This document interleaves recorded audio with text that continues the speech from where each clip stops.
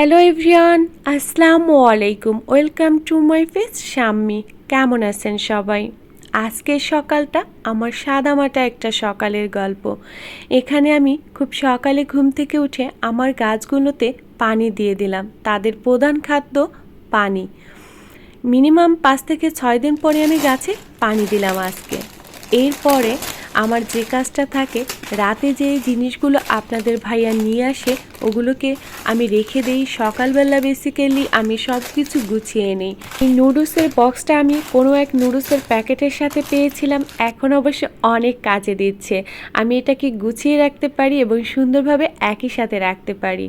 রাতের বেলা যে শাক সবজি আনি সেগুলো কিছুটা অংশ আমি রেখে দেই, যেমন এই রেখে দিয়েছি কলমি শাকের ডাঁটাগুলো, এগুলোকে পানির মধ্যে ভিজিয়ে রাখলাম। মিনিমাম 5 থেকে 6 দিন পরে এখান থেকে কুঁড়ি বের হবে, সেটা দিয়ে কিন্তু যে কোনো কিছু রান্না করলে বেশ মজার হয়।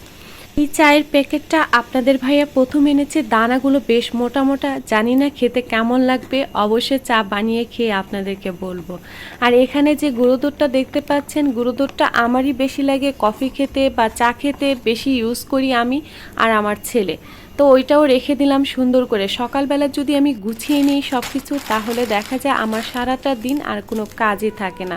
এই মশলাটা আমার ছেলের জন্য আনা হয়েছে, সে পিৎজা খেতে ভীষণ পছন্দ করে। পিৎজাতে এই মশলাটা দিলে খুবই টেস্ট হয়।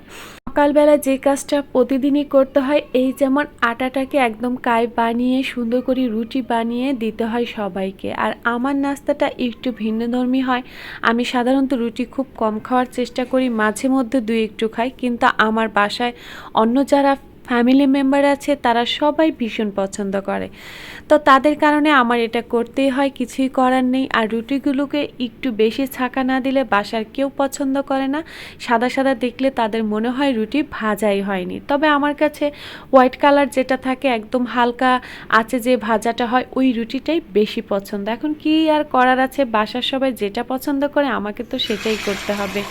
তাদের জন্য ডিম ভাজা এবং একটা ভাজি করেছি, যদিও সেটা আপনাদেরকে দেখাইনি। এরপরে চলে আসলাম আমার খাবারে। আমি এখানে একটা ডিম সেদ্ধ নিয়েছি, একটা পেয়ারা নিয়েছি, 2টো বনরুটি নিয়েছি, সাথে 3টা খেজুর নিয়েছি। অবশ্য রোজার সময় আমরা এগুলো খাই মনে হতে পারে। আর এখানে আমি কুসুম গরম পানিতে একটু লেবু নিয়েছি। এই খাবারটা সকালে খেলে আসলে একটা ডায়েটও হয়, প্লাস আপনার শরীরে একটা এনার্জি পাবেন আপনি। আজকের ভিডিওটি সাদামাটা সকালের একটি ভিডিও। কেমন লাগলো অবশ্যই লাইক কমেন্ট শেয়ার করে জানাবেন। আর ভালো থাকবেন আপনারা, আমার জন্য দোয়া করবেন। আজকে তাহলে এই পর্যন্তই। Thank you for watching.